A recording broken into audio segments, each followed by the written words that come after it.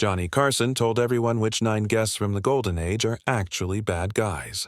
For 30 years, Johnny Carson was the host of The Tonight Show, which brought the biggest stars in America into people's living rooms all over the country. People who saw him laughed and smiled felt like they were watching old friends catch up over coffee. But that smile often went away when the cameras quit rolling and everyone went home.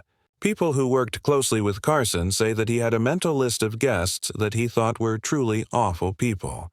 A producer who worked with Johnny for more than 10 years said that he was always professional on TV. During ad breaks, though, he would sometimes whisper to Ed that the person on stage should never be near a child or a camera. In his later years, Carson was more open about the famous people he had quietly disliked during his career. The stories he told his close friends about famous people made them seem like dark characters who were nothing like the people loved. One shocking story was about a famous actress who seemed nice and gentle on his couch but had screamed at a young production helper so badly backstage that security had to step in. Carson was caught doing something so disturbing in his dressing room that he almost called the cops, according to another story. Carson didn't just see these people as hard to work with or demanding. He said they were really bad people who had been predators, abusers, and manipulators for decades and were protected by the entertainment business, while the rest of the world only saw their well-made, glamorous public pictures. First, we need to know why Johnny Carson really didn't like the first name on his secret list, as well as the story of the private fight behind the scenes that no one has ever heard before. Johnny Carson could never stand the charming mean guy, Frank Sinatra. On screen, they seemed to have natural chemistry. Carson smiled, laughed, and played the gracious host whenever Sinatra went on The Tonight Show. The famous crooner told jokes, stories, and sometimes broke into song. People watching at home thought they looked like old friends hanging out. Off camera, though, things were much less friendly. People who knew Carson well say that he hated Sinatra very much, not because of how talented he was, which Carson did admire.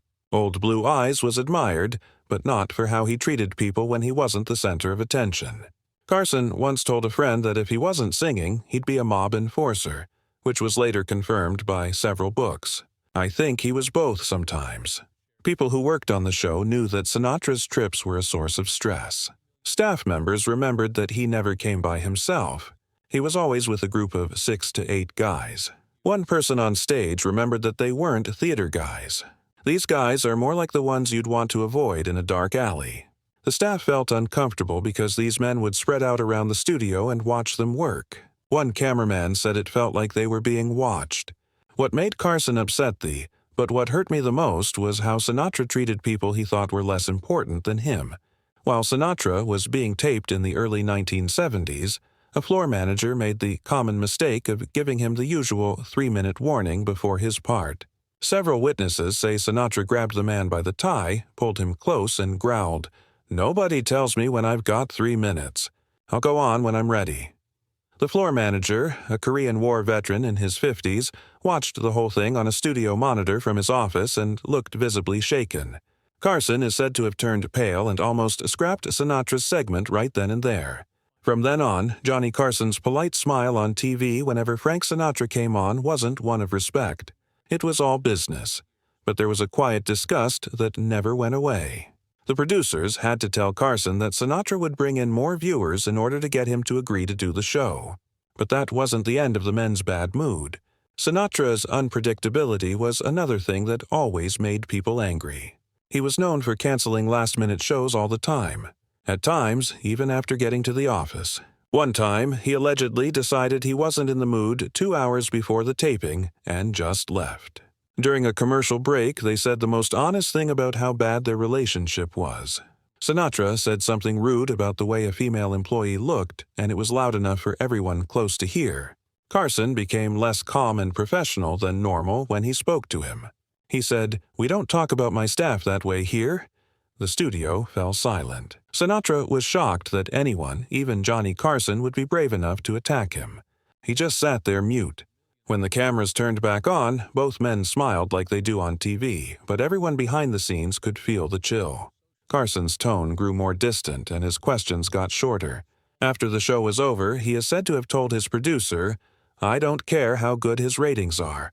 Limit him to once a year at most." This was a strong statement for Carson. who didn't usually get involved in booking choices. He almost never turned people away. But Sinatra's pride, and it was too cruel, even Johnny could not ignore it. The next person on Carson's mental blacklist, whose name was not Frank Sinatra, represented the bullying side of celebrity power. This person's big ego refused to recognize limits. Janet Leigh, the Queen of Hollywood, had ice in her blood. People saw the beautiful figure they had loved for decades when Crawford went on The Tonight Show in 1970. She was the very picture of old Hollywood beauty, with her perfect posture, impeccable style, and well-practiced charm.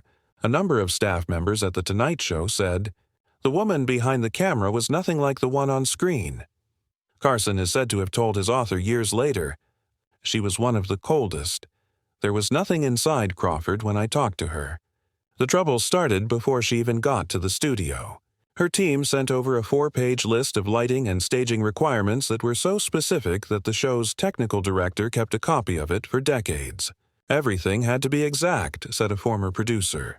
The angle of her chair, the height of Johnny's desk, and even the temperature of the studio had to be exactly 60 centigrade, not 60 centigrade or 60 centigrade. When Crawford finally got there 3 hours before taping, she brought her own makeup crew. Even though the show already hired award-winning artists, what really showed her was her own makeup artists. A stagehand remembered that she almost bowed to Johnny, but when a young production assistant accidentally walked into her dressing room with a glass of water she'd asked for, Crawford erupted in anger. Witnesses said that moment showed exactly why Joan Crawford was at the top of Johnny Carson's list. She was a woman who looked perfect on the outside, but had a cold darkness just below the surface. According to several witnesses, Joan Crawford erupted into a tirade so vicious that everyone in the hallway stopped and stared in shock. She allegedly sneered at the young assistant, a 20-year-old woman just starting her career, calling her a brainless little fool and suggesting that she should work in a brothel, where incompetence might actually be. The young woman broke down in tears and ran out of the room while Crawford yelled that she should be fired. Carson's producer refused, creating a tense atmosphere that persisted throughout the taping. But what was most disturbing about Crawford wasn't how she treated the staff. It was how quickly and clearly she changed roles when the cameras came on. One producer said she was like a machine pretending to be a woman. Every response, laugh, and supposedly natural moment had been practiced to perfection. Nothing felt real. During commercial breaks, Crawford would drop her smile and sit in silence, refusing to speak to anyone. She would come alive again as soon as the cameras came back on. A red light went off. Johnny Carson, who was known for making even the most nervous guests feel at ease, couldn't connect with her. He is said to have told Ed McMahon after the show, "I've talked to dead people with more personality." Years later, when Christina Crawford's memoir, Mommy Dearest, exposed Joan's alleged abuse of her adopted children, Carson wasn't surprised. Close friends said he simply nodded and remarked, "I saw who she really was in those few hours. I believe everything."